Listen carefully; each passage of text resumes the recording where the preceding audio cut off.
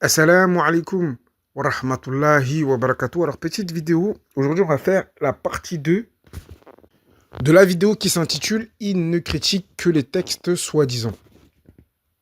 Alors, en partie 1, j'avais dit que si leur combat était contre l'islam sunnite, de fait, de facto, les musulmans sunnites font partie de l'islam sunnite, donc ils combattent aussi les musulmans. Parce que c'est logique, ça va de pair. Et je leur avais lancé un petit défi qui les mettait en porte-à-faux avec leur propre dire. Sachant que eux, ils clament H24 que leur problème, c'est les textes. Alors, ce qui n'a aucun sens, hein, ce qui n'a aucun sens. Parce que le texte, s'il n'est pas appliqué, il ne peut en rien être dangereux. Ça n'a absolument aucun sens.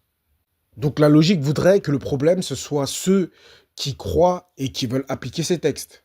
Ça me paraît logique. Alors, dans cet audio, je vais un petit peu raconter euh, le débat que j'ai eu avec un athée sur TikTok. J'avais ouvert un live. Et j'ai discuté avec un athée parce qu'en fait, je l'avais trouvé dans un live en train de parler des textes. Et moi, je lui avais posé la question suivante. C'était une question anodine, mais je pense que c'est une question très importante, selon moi. À savoir, je lui avais posé pourquoi tiens-tu tant à parler des textes avec des musulmans sunnites? Pourquoi, tout simplement, vu que tu as une opinion sur ces textes, tu ne garderais pas cette opinion pour toi-même? Pourquoi faut-il absolument que tu partages ton opinion de ces textes à des musulmans sunnites? Et en fait, cette question qui paraît anodine, bah, ça leur met une PLS à leur fameux slogan de «On ne parle que des textes, on n'a rien contre les musulmans». En fait, ça les met en PLS, parce qu'il ne peut pas répondre de manière cohérente à cette question. Pourquoi tiens-tu tant à donner ton opinion sur les textes alors qu'on t'a rien demandé, hein, personne t'a rien demandé, tu donnes ton opinion sur les textes et à exposer ton opinion à des musulmans sunnites? Quel est le but? Et là, il va tourner autour du pot. S'il est honnête, bah, il vous dira que bah, son but, c'est de faire apostasier les musulmans. Voilà. Vu que vous êtes intelligent, à chaque fois qu'il va prononcer une explication autre que je veux faire apostasier les musulmans, bah, vous allez le recadrer argumentairement. Parce que toute explication autre que celle-là, autre que le fait qu'ils veulent faire apostasier les musulmans, sera forcément débile, n'aura forcément aucun sens.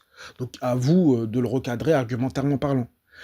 Et si il est honnête comme moi, il a été honnête sur mon live, il a dit les choses honnêtement, il a dit mon but est de faire apostasier les musulmans.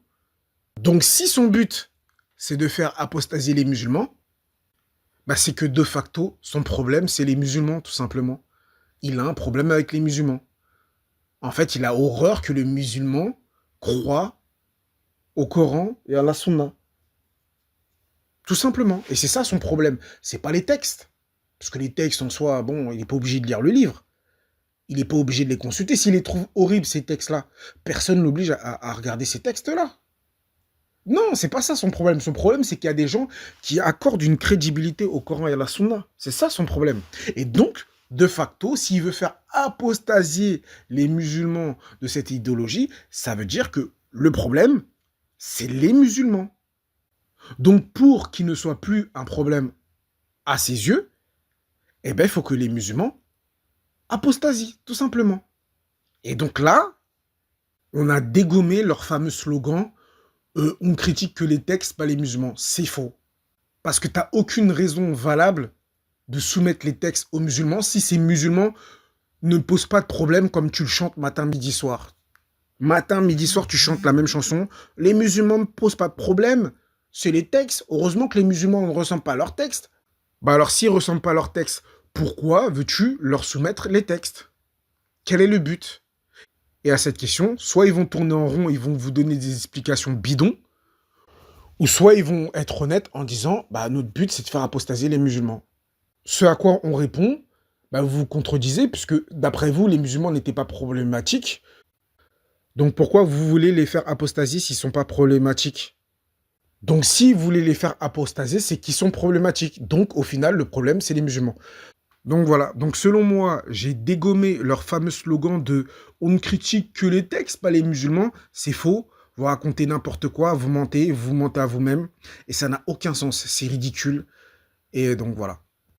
Assalamu alaikum wa rahmatullahi wa barakatuh. Et à la prochaine pour une prochaine vidéo, si le créateur le veut, bien sûr.